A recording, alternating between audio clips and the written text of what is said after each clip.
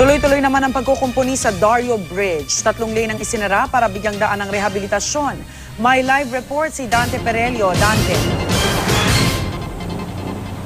Yes, Rhea, abutin nga raw ng halos 8 buwan bago matapos ng DPWH itong ginagawang rehabilitasyon dito sa Dario Bridge na nagsimula noong 1 linggo lamang. Rhea, 24 oras raw ang ginagawang rehabilitasyon ng Dario Bridge dito sa EDSA northbound sa may bahagi ng Muñoz sa Quezon City para mabilis itong matapos. Pero tahimik ang sitwasyon rito ng ating datnan kanina. Kapansin-pansin na sa madaling araw mabilis ang takbo ng mga sasakyang dumaraan rito, pero pagputok ng liwanag kung kailan rush hour, di maiwasang bumagal ng bahagya ang daloy ng trapiko.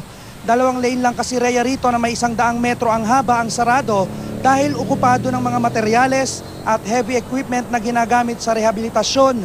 Tanging 2 lane lamang ang nadaraanan kaya apektado nito ang mga motoristang papasok ng NLEX.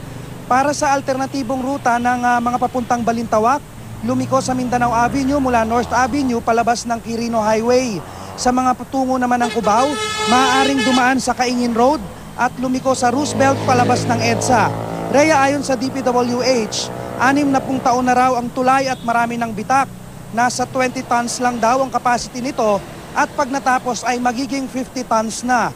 Pag natapos namang gawin ang bahagi ng Dario Bridge sa northbound, ay isusunod na ang southbound at isasara rin ito.